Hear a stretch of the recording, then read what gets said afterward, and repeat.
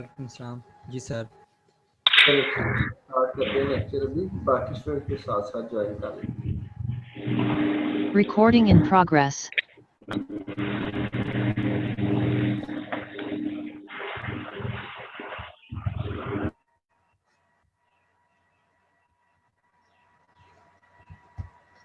तो बेटे last class में हमने जो स्टार्ट किया था वो चैप्टर नंबर 3 था, पॉइंट टू पॉइंट प्रोटोकॉल।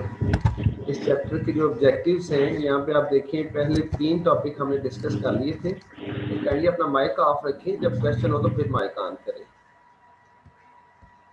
तो ये 3 हमने टॉपिक पढ़ लिए थे। उसमें हमने वैन कनेक्शन टाइप्स के बारे में पढ़ा था। वैन बेसिकली जब वाइड एरिया नेटवर्क या इंटरनेट का कनेक्शन आप लेना चाहते हैं तो कितनी टाइप के कनेक्शंस अवेलेबल हैं आपके लिए। तो उसमें हमने कहा था कि ये 3 तरह के हो सकते हैं, या तो लीज लाइन हो सकते हैं, या फिर सर्किट स्विच नेटवर्क हो सकता है, या फिर पैकेट स्विच नेटवर्क हो सकता है। इनके ऊपर हमने बात की थी। उसके बाद पॉइंट टू पॉइंट प्रोटोकॉल या डायल अप टेक्नोलॉजी, इसका इंट्रोडक्शन था। तो उसमें हमने देखा था कि ये प्रोटोकॉल कहाँ पे यूज होता है। ये हमने बात की थी कि लोकल एरिया नेटवर्क में जब 2 डिवाइसेस डायरेक्टली आपस में कनेक्टेड हो तो उनके दरमियान कम्युनिकेशन करने के लिए पॉइंट टू पॉइंट प्रोटोकॉल इस्तेमाल होता है। तो एक बात हमें समझ आई कि ये directly connected devices, point to point configuration जहाँ पर होती है, उन डिवाइसेस के दरमियान जो लिंक यूज किया जा रहा होता है, जो ट्रांसमिशन मीडियम यूज किया जा रहा होता है, वहाँ पे ये प्रोटोकॉल इस्तेमाल होता है। फिर हमने बात की थी कि ये इंटरनेट के कहाँ कहाँ पे इस्तेमाल होते हैं, तो हमने ये डिस्कस किया था।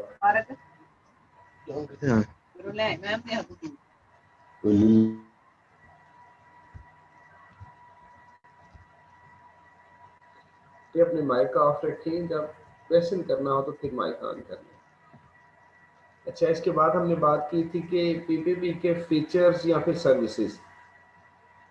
अब फीचर या सर्विसेज में देखें तो हमने 5 इसके डिफरेंट सर्विसेज को डिस्कस किया था, जिसमें एक थी link establishment, termination and maintenance, कि जब 2 पार्टीज आपस में कम्युनिकेट करती हैं तो उनके दरमियान जो लिंक है वो इस्टेब्लिश कैसे होगा।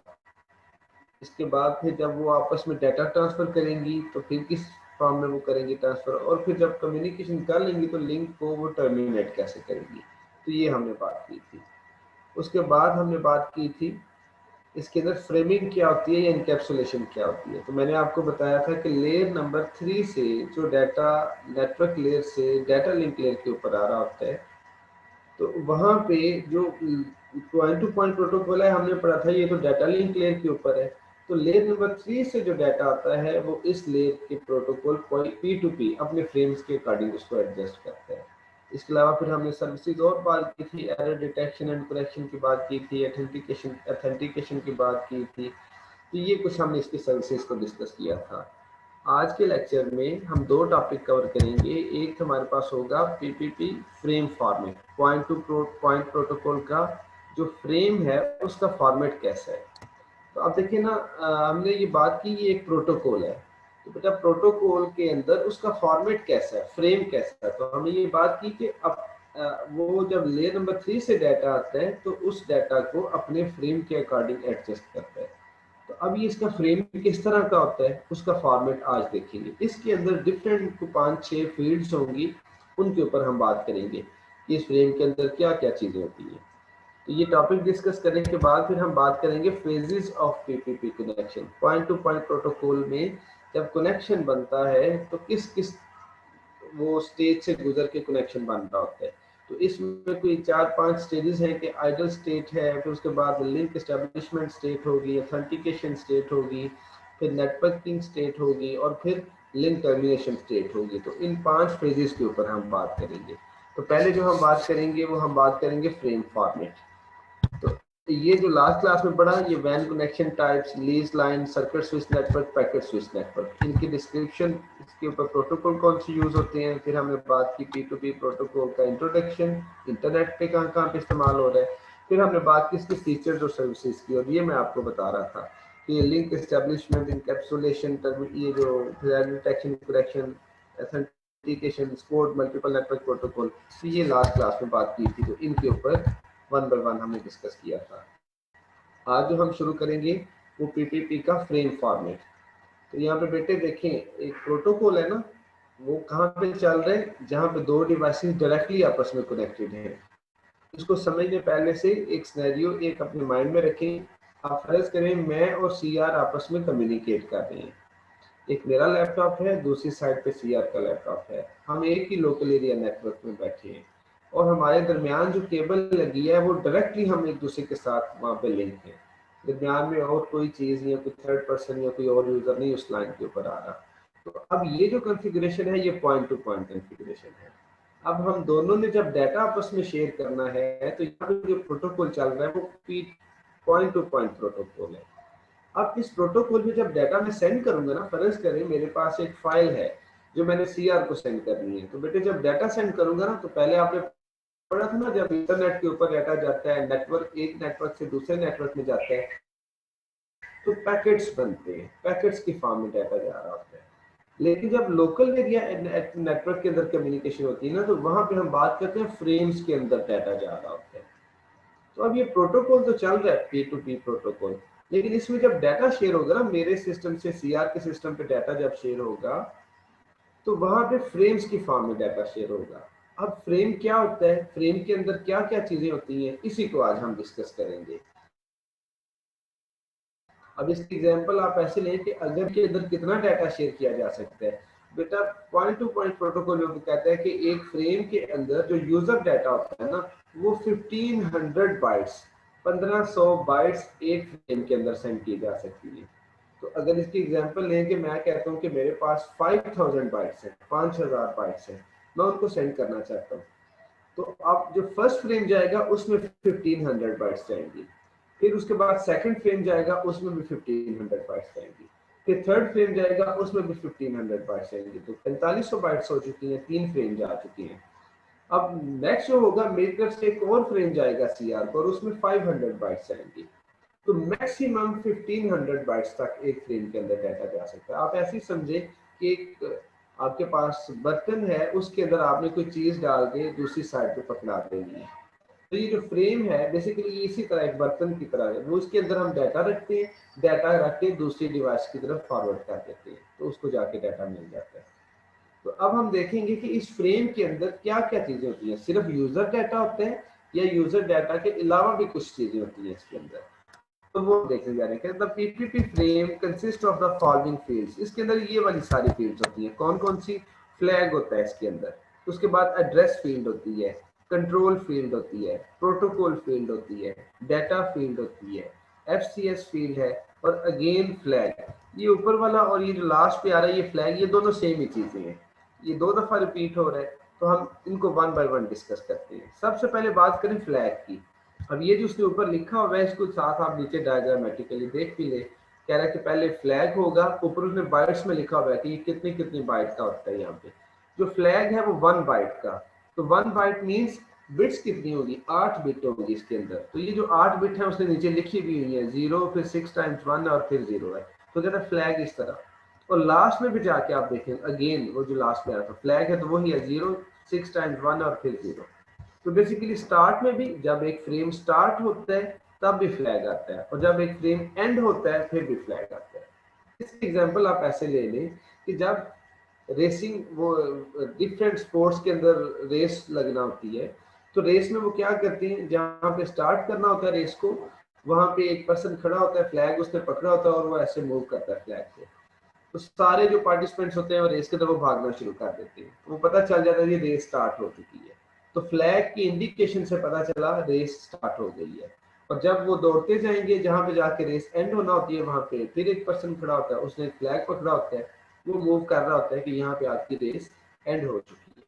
तो इसी तरह बेटे इस फ्रेम फॉर्मेट में भी जो फर्स्ट फ्रेम है, जो फर्स्ट फील्ड है और लास्ट फील्ड है, ये दोनों फील्ड फ्लैग को रिप्रेजेंट करती है।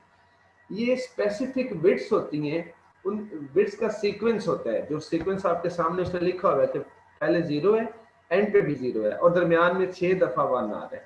तो ये एक बाइट है लेकिन ये 8 बिट्स बनती है ना। तो वो कह रहे हैं 0 6 टाइम्स 1 एंड फिर 0। तो ये हमारे पास एक फ्लैग है। तो जैसी ये बिट्स मिलती है ना, जब मैंने डाटा सेंड कर रहा है ना सीआर को, तो जो मैं डाटा सेंड करूंगा मेरे सिस्टम से एक फ्रेम निकल के सीआर की तरफ जाएगा। उस फ्रेम में सबसे पहली जो 8 बिट्स जाएंगी वो फ्लैग की बिट्स होंगी, 0 6 टाइम 1 और फिर 0। तो सीआर को ये देखते पता चल जाएगा कि एक फ्रेम मुझे रिसीव होने लगा सर की तरफ से। उनको ये इंडिकेशन मिली कि फ्रेम स्टार्ट हो चुके हैं। उसके बाद एड्रेस फील्ड होगी, इसको भी हम वन बाय वन डिस्कस करेंगे अभी। फिर कंट्रोल फील्ड है, ये वन सारी फील्ड आएंगी। उसके बाद एंड पे जाके फिर एक फ्रेम, वो जो एंड होगा फ्रेम, तो वहां पे अगेन ये फ्लैग होगा। तो देखें जो सीक्वेंस स्टार्ट में था वही सीक्वेंस यहाँ पे 8 बिट्स है, और ये पहले वाला 0, उसके बाद 6 टाइम 1 और फिर 0। तो ये रिप्रेजेंट करता है फ्लैग को दोबारा। जैसे ये 8 बिट आती है सीक्वेंस के अंदर, तो रिसीवर को पता चलता है कि ये दोबारा फ्लैग आया, तो इसका मतलब है कि एक फ्रेम एंड हो चुका है और उसके अंदर जितना डाटा था वो उसने रिसीव कर लिया। अब नेक्स्ट टाइम जब दूसरी दफा फ्रेम जाएगा, फिर ऐसी starting flag and ending flag. फिर इसी तरह थर्ड फ्रेम जाएगा तो स्टार्ट में भी फ्लैग और एंड में भी। तो हमें फ्लैग की समझ आ गई। तो अब इसी चीज को डिस्कस करते हैं कि ये फ्लैग क्या होता है। सबसे पहले उसने उसी बात को डिस्कस किया है। वो कह रहा है कि 1 बाइट फील्ड है। ये जो फ्लैग है ये 1 बाइट फील्ड होती है, 8 बिट होती है इसके अंदर। ये क्या करता है, it identifies the start and end of PPP frame.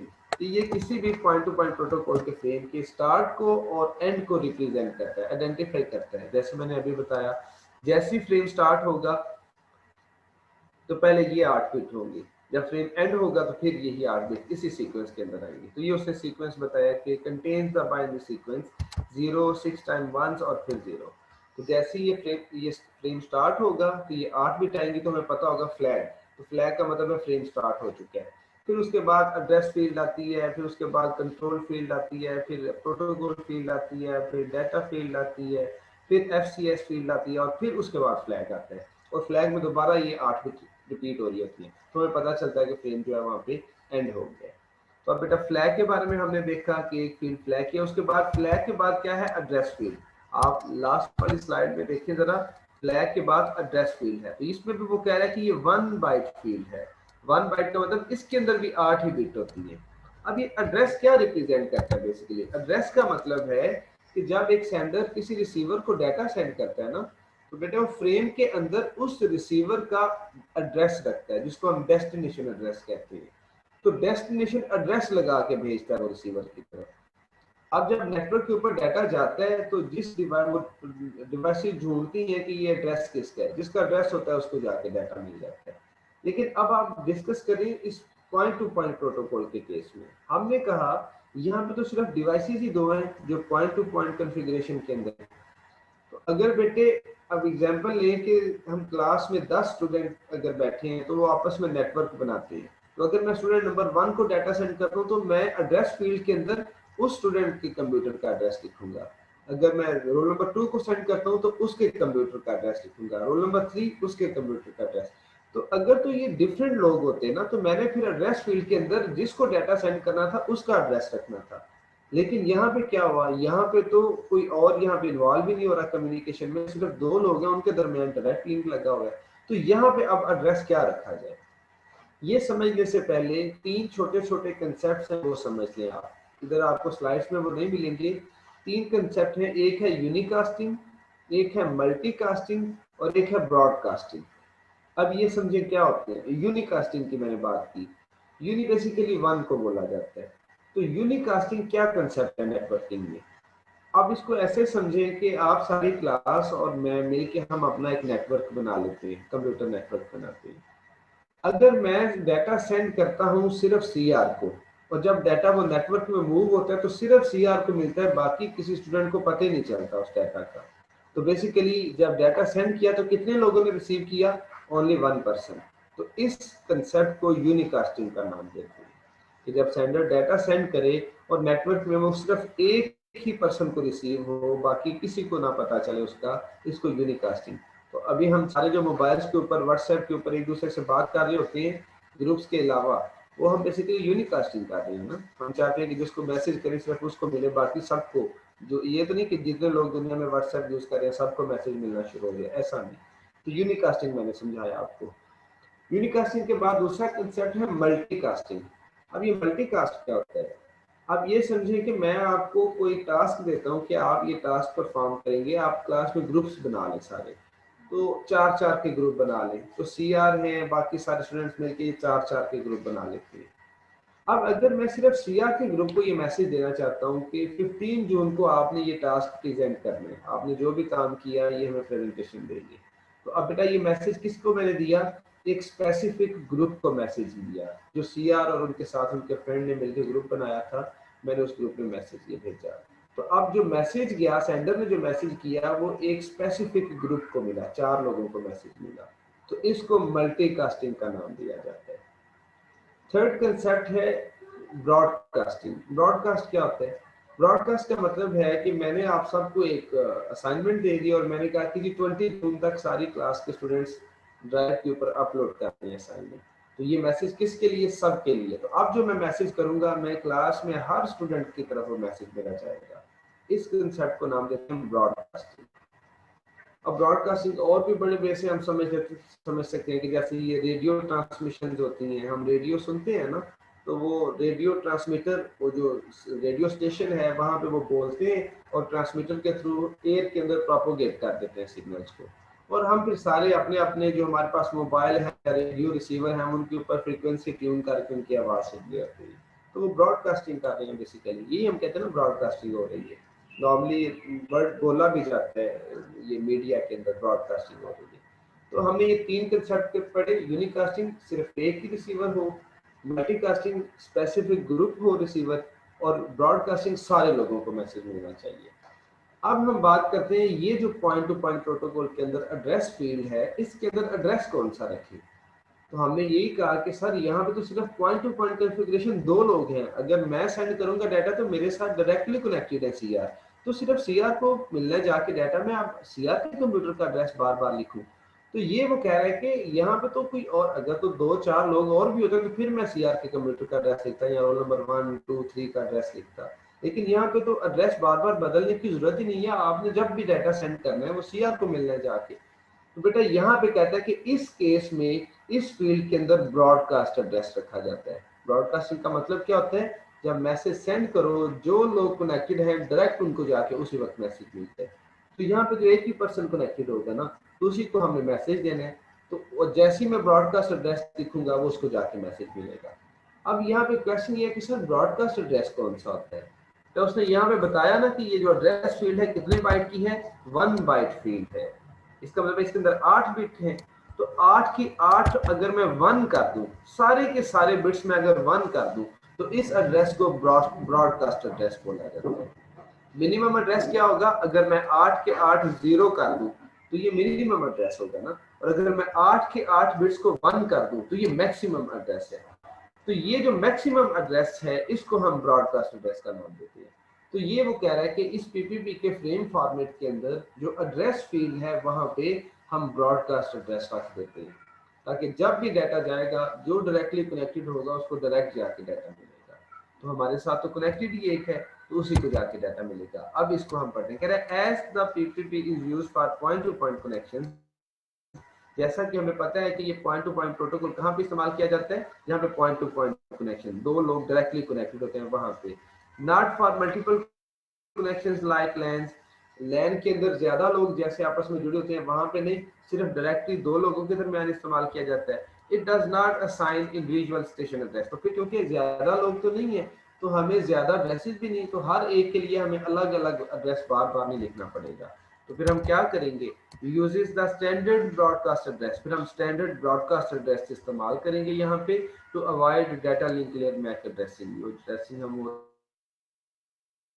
होती है उससे बचने के लिए हम ब्रॉडकास्ट एड्रेस को इस्तेमाल कर रही है। तो वो ब्रॉडकास्ट एड्रेस क्या है? वो ये उसने लिखा हुआ है कि it uses the fixed binary sequence 8 times 1। अगर हम ये लिख देंगे तो ये ब्रॉडकास्ट एड्रेस है। तो ब्रॉडकास्ट एड्रेस को यूज करते हुए इस फील्ड के अंदर हम डायरेक्टली दूसरे कंप्यूटर की तरफ डाटा को भेज सकते हैं। 2 फील्ड हमने डिस्कस कर लिए। फ्लैग को हमने डिस्कस कर लिया, स्टार्टिंग एंड एंडिंग को रिप्रेजेंट करेगा। और नंबर 2 हमने एड्रेस फील्ड को डिस्कस किया कि इसके अंदर एक एड्रेस रखा जाता है डेस्टिनेशन का, क्योंकि यहाँ पे पॉइंट टू पॉइंट प्रोटोकॉल है। तो ये जो एड्रेस होगा ये ब्रॉडकास्ट एड्रेस होगा। तो ब्रॉडकास्ट एड्रेस मींस ऑल 1, जितने भी बिट्स हैं सबको 1 कर दें। अब मैं थर्ड नंबर पर डिस्कस करने जा रहा हूँ कंट्रोल फील्ड को। देखिए फ्लैग था, इसे डायग्राम में देखें, उसके बाद एड्रेस था, उसके बाद कंट्रोल फील्ड है। तो कंट्रोल फील्ड को अभी हम डिस्कस कह रहे 1 बाइट फील्ड, ये भी 1 बाइट फील्ड है, इसके अंदर 8 बिट्स होंगी। The control field uses the format of the you frame in HDLC। कहता है ये HDLC एक अलग प्रोटोकॉल है, डाटा लिंक लेयर के ऊपर इस्तेमाल होता है। कहता है उसके यू फ्रेम का जो फॉर्मेट होता है ना, वो ही इसके कंट्रोल फॉर्मेट का होता है। अब वो उसका यू फ्रेम क्या है, वो जब HDLC को पढ़ेंगे तो डिटेल से वहां पर डिस्कस करेंगे। अब इस तरफ हम ये कह रहे हैं कि जैसा HDLC का यू फ्रेम होता है, इसी तरह ये जो कंट्रोल फील्ड है इसका भी वही फॉर्मेट होता है। It uses the fix binary sequence, इसका ये फिक्स बाइनरी सीक्वेंस है, फर्स्ट टू 1 होते हैं, बाकी सारे के सारे 0 होते हैं। यानी कि इट शोज, ये क्या रिप्रेजेंट करता है ये control, it shows that the frame does not contain any sequence number and there is no flow and error control. अब यहाँ पे बेटा कंसेप्ट समझें कि हमने बात की थी जब इंटरनेट के ऊपर डाटा जाता है, तो मैंने एक नेटवर्क में मैं बैठा हूँ, मैं किसी और नेटवर्क में डाटा सेंड करता हूँ, तो जब नेटवर्क के ऊपर डाटा जाएगा तो पैकेट्स की फॉर्म में जाता है, ये हमने बात की थी। अब पैकेट्स की हमने क्या बात की थी कि पैकेट्स को सीक्वेंस नंबर लगाए जाते हैं, पैकेट नंबर 1 2 3 4 5, 500 सेंड किए, यूजर डाटाग्राम प्रोटोकॉल यूज हो रहा है, तो वहां पे क्या होगा, कोई पैकेट फर्स्ट रास्ते से जाएगा, कोई सेकंड वाले पार्ट से, कोई थर्ड वाले पार्ट से, डिफरेंट पार्ट से मूव करते करते सीआर की तरफ चले जाएंगे। अब जब सीआर को रिसीव होंगे पैकेट, तो वहां पे उनका सीक्वेंस सेम तो नहीं होगा, वहां पे हो सकता है पैकेट नंबर 3 पहले पहुंचे, उसके बाद पैकेट नंबर 5, फिर पैकेट नंबर 1, फिर पैकेट नंबर 4, फिर पैकेट नंबर 5, तो ये आउट ऑफ सीक्वेंस वहां पे पैकेट्स पहुंचे हैं।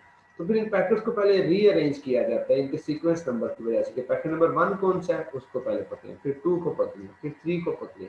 तो 1 बाय 1 इनका सीक्वेंस ठीक करने के बाद फिर रिसीवर को डाटा दिया जाता है। तो वो कह रहे हैं कि यहाँ पे पीपीपी फ्रेम के अंदर तो आपके पास एक ही लिंक है और कोई रास्ता ही नहीं है, तो यहाँ पे तो आपको सीक्वेंस नंबर लगाने की कोई जरूरत नहीं है, क्योंकि सीक्वेंस नंबर तो वहां पे लगाते हैं जब मल्टीपल पाथ होते हैं, और मल्टीपल पाथ से डाटा मूव करते हुए डेस्टिनेशन तक जाता है, तो वहां पे चांस होता है कि हो सकता है कि कोई पैकेट जो है वो पहले पहुंचे, बाद वाला पैकेट पहले और पहले वाला बाद में पहुंचे, लेकिन यहाँ पे तो पाथ ही एक है, उसी के ऊपर पैकेट ट्रेवल करेगा, तो इस वजह से यहाँ पे सीक्वेंस नंबर लगाने की कोई जरूरत नहीं है। तो इसलिए आप एक कंट्रोल फील्ड यूज कर लें, जो आप डाटा सेंड करेंगे डायरेक्टली दूसरी साइड पर चला जाएगा। तो 3 फील्ड मैंने आपके साथ डिस्कस किए, फ्लैग, एड्रेस एंड कंट्रोल। अब नेक्स्ट हमारे पास है प्रोटोकॉल, ये देखिए flag, address and control. Next हमारे पास है प्रोटोकॉल। प्रोटोकॉल क्या, अब बेटा देखिए ये जो प्रोटोकॉल इस्तेमाल हो रहा है वो तो P2P प्रोटोकॉल है ना, पॉइंट टू पॉइंट प्रोटोकॉल, लेकिन इसके फ्रेम के अंदर ये जो फॉर्मेट है, यहाँ पे प्रोटोकॉल की जो फील्ड है इसके अंदर क्या चीजें होती है, इसके अंदर 3 चीजें हो सकती हैं। या तो LCP होगा, इसको हम कहते हैं कि इस फील्ड के अंदर ये जो प्रोटोकॉल फील्ड है ना, जो आपकी इधर नीचे डायग्राम में नजर आ रहा है, फ्लैग, एड्रेस, कंट्रोल के बाद प्रोटोकॉल, तो वो कह रहा है कि यहाँ पे 3 तरह के प्रोटोकॉल, अब ये कह लें कि पीपीपी के अंदर सब प्रोटोकॉल 3 तरह के हो सकते हैं जो यहाँ पे चल रहे होंगे। तो इस फील्ड के अंदर जो प्रोटोकॉल चल रहा होता है पीपीपी के अंदर, उसको यहाँ पे रखा जाता है। ये कौन से हो सकते हैं, 3 नाम होंगे, यहाँ LCP होगा, लिंक कंट्रोल प्रोटोकॉल, यहाँ ऑथेंटिकेशन प्रोटोकॉल होगा, या फिर NCP होगा, नेटवर्क कंट्रोल प्रोटोकॉल। इन तीनों में से कोई एक चल रहा होता है, और नॉर्मली ये प्रोटोकॉल फील्ड बताती है कि मुझसे जो आगे वाली फील्ड है, जो उसने लिखा हुआ है पेलोड, बेसिकली ये डाटा फील्ड होती है, इसके अंदर यूजर का डाटा, जो फाइल मैंने CR को सेंड करनी है वो इस फील्ड के अंदर मैं रख के भेजता हूँ। तो ये वो कह रहा है कि प्रोटोकॉल फील्ड ये बताती है कि इस डाटा फील्ड के अंदर या पेलोड फील्ड के अंदर कौन सा डाटा पड़ा हुआ है। तो या तो लिंक कनेक्शन बनाने के लिए, जो जिसको हम कहते हैं लिंक एस्टेब्लिशमेंट के लिए कुछ पैकेट्स हो सकते हैं, या लिंक टर्मिनेशन के लिए कुछ इंस्ट्रक्शंस हो सकती हैं, या फिर यूजर डाटा, यूजर ने जो डाटा सेंड किया हुआ है वो डाटा हो सकता है यहाँ पे। तो ये 2-3 तरह का डाटा हो सकता है। तो जिस तरह का डाटा होगा, इससे पहले वाली जो फील्ड होती है ना, ये प्रोटोकॉल फील्ड, ये बताती है कि इस पेलोड के अंदर कौन सा डाटा पड़ा हुआ है। ये लिंक बनाने के लिए डाटा जा रहा है, लिंक टर्मिनेशन के लिए डाटा जा रहा है, या फिर यूजर का डाटा इसके अंदर जा रहा है। तो अब हम बात करने जा रहे हैं प्रोटोकॉल फील्ड की। तो वो कह रहा है कि 2 बाइट फील्ड, ये 1 और 2 बाइट फील्ड हो सकती है, उसने मैक्सिमम लिखा कि 2 बाइट फील्ड होती है। द प्रोटोकॉल फील्ड डिफाइंस, ये फोटो फील्ड डिफाइन करती है what is being carried in the data field, कि नेक्स्ट मेरे आगे डाटा फील्ड है, प्रोटोकॉल फील्ड ये बताती है कि मुझसे आगे जो पेलोड उसने यहाँ पे लिखा हुआ है, इसको आप डाटा फील्ड भी समझे ना, इसके अंदर डाटा जाता है। तो प्रोटोकॉल फील्ड ये बताती है कि मुझसे आगे जो डाटा फील्ड है उसके अंदर किस तरह का डाटा पड़ा हुआ है, ये वो बात कर रहे हैं। देखो कौन कौन सा डाटा हो सकता है, whether the PPP frame carries user data, क्या उसके अंदर यूजर डाटा जा रहा है, और अदर इंफॉर्मेशन या कोई और इंफॉर्मेशन जैसे कि लिंक स्टैब्लिश करने वाली इंफॉर्मेशन या लिंक टर्मिनेट करने वाली इंफॉर्मेशन, कौन सी इंफॉर्मेशन जा रही है उसके अंदर, तो ये प्रोटोकॉल फील्ड बताता है। In this field different codes are defined to identify different protocols. वो कह रहा है कि यहाँ पे डिफरेंट तरह के प्रोटोकॉल इस्तेमाल हो सकते हैं इस फील्ड के अंदर। वो 3 तरह के प्रोटोकॉल हैं जो उसने नीचे नाम लिए हैं, LCP link control protocol, authentication protocol and NCP network control protocol.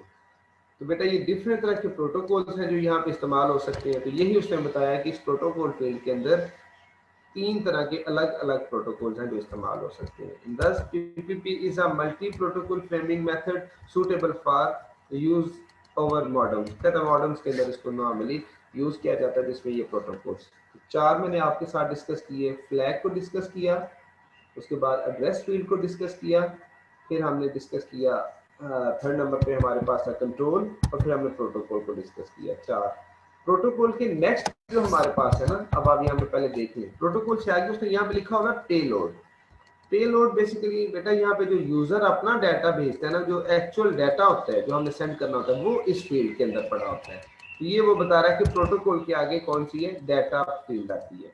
तो डाटा फील्ड के अंदर डाटा पड़ा होगा जो हम सेंड कर लेते हैं। तो ये वो कह रहा है कि डाटा फील्ड मैक्सिमम 1500 बाइट्स। अब आपने सारी टोटल देखी ना, वो फ्लैग 1 बाइट था, एड्रेस भी 1 बाइट था, कंट्रोल भी 1 बाइट था, प्रोटोकॉल 2 बाइट का हो सकता है। लेकिन यहाँ पे यूजर का डाटा, अब अगर मेरे पास कोई मूवी है या मेरे पास कोई और फाइल है तो वो मैं CR को सेंड करना चाहता हूँ, तो वो मेरा एक्चुअल डाटा, वो यूजर डाटा है जो मैं सेंड करना चाहता था CR को। बाकी फ्लैग या एड्रेस या कंट्रोल या प्रोटोकॉल मेरा तो उससे कोई कंसर्न नहीं, मुझे तो सिर्फ अपना डाटा सेंड करना है। तो ये जो यूजर का डाटा होता है ना, वो इस फील्ड के अंदर होता है। और वो कह रहा है कितना डाटा सेंड होगा, ये 1500 बाइट्स डाटा सेंड मैक्सिमम, इससे ज्यादा नहीं आप सेंड कर सकते। इसका मतलब है कि PPP के एक फ्रेम के अंदर यूजर डाटा मैक्सिमम कितना जा सकता है, 1500 बाइट्स, इससे ज्यादा नहीं जा सकता। This field carries either the user data or other control information। इस डाटा फील्ड के अंदर यूजर डाटा या फिर जो बाकी इंफॉर्मेशन हमने कहा था लिंक बनाने के लिए, लिंक टर्मिनेट करने के लिए, वो इंफॉर्मेशन यहाँ पे पड़ी होती है। ये हमने बात की डाटा फील्ड के बारे में, ये जस्ट इंट्रोडक्शन पार्ट था इसका। अब पेलोड के बाद उसने लिखा हुआ है, नेक्स्ट हमारे पास है डाटा फील्ड के बाद FCS। लेकिन यहाँ पे उसने लिखा हुआ है, डायग्राम में नीचे देखिए उसने लिखा हुआ है चेकसम। बेटा इस फील्ड का नाम है FCS, ठीक है। और ये फील्ड क्या काम करती है, ये एरर्स को डिटेक्ट करने के लिए इस्तेमाल की जाती है। लेकिन एरर को डिटेक्ट करने के लिए 3-4 टेक्निक है, जिसमें LRC है, CRC है, चेकसम है। तो उसमें से कोई एक टेक्निक यहाँ पे इस्तेमाल की जा सकती है, उसने यहाँ पे अभी चेकसम का नाम लिखा हुआ है। तो आप ये समझे FCS वो फील्ड है जिसके थ्रू एरर डिटेक्शन की जा सकती है। तो ये वो बता रहा है कि 2 और 4 बाइट फील्ड, ये 2 या 4 बाइट फील्ड हो सकती है। Use for error detection using CRC code. Error detection के लिए इस फील्ड को इस्तेमाल किया जाता है, जिसमें normally CRC cyclic redundancy check, ये एक टेक्निक है जिसके थ्रू हम एरर को डिटेक्ट करते हैं कि एरर आया कि नहीं आया। तो यहाँ तक बेटे हमने डिस्कस किया फ्रेम फॉर्मेट के बारे में। अभी जो हमने, अब इसके बाद जो नया टॉपिक है वो phases of PPP connection start हो रहा है। अभी जो हमने डिस्कस किया है सिर्फ इसको एक दफा देख लें इस स्लाइड से, कि इस लेक्चर में हमने डिस्कस किया PPP फ्रेम फॉर्मेट। उसमें हमने फ्लैग को डिस्कस किया, ये 1 बाइट का होता है और फ्रेम के स्टार्टिंग और एंडिंग को आइडेंटिफाई करता है। फ्लैग के बाद आता है एड्रेस फील्ड, इसके अंदर हमें डेस्टिनेशन का एड्रेस रखना होता है। लेकिन यहाँ पे क्योंकि डेस्टिनेशन एक ही है हर बार, तो इसलिए हम ब्रॉडकास्ट एड्रेस यूज कर लेते हैं। और ब्रॉडकास्ट एड्रेस क्या है, ऑल वंस, जितने भी बिट्स हैं सबको वन कर देते हैं। एड्रेस फील्ड के बाद है कंट्रोल फील्ड, ये सीक्वेंस नंबर जो हम लगाते थे वो नहीं लगाना पड़ता, इस फील्ड की वजह से हम एक ही सीक्वेंस के साथ डाटा को सेंड करते जाते हैं। नेक्स्ट है प्रोटोकॉल फील्ड। तो प्रोटोकॉल में हमने कहा 3 तरह के प्रोटोकॉल हो सकते हैं, या LCP हो सकता है, या ऑथेंटिकेशन हो सकता है, या फिर NCP हो सकता है। इन तीनों में से कोई एक चल रहा होगा। और प्रोटोकॉल फील्ड ये बताएगी कि मुझसे आगे जो डाटा फील्ड है उसमें किस टाइप का डाटा पड़ा हुआ है। डाटा फील्ड में क्या बता रहे हैं, कह रहे हैं कि यहाँ पे यूजर डाटा या बाकी जो इन्फॉर्मेशन है यहाँ पे पड़ी होती है।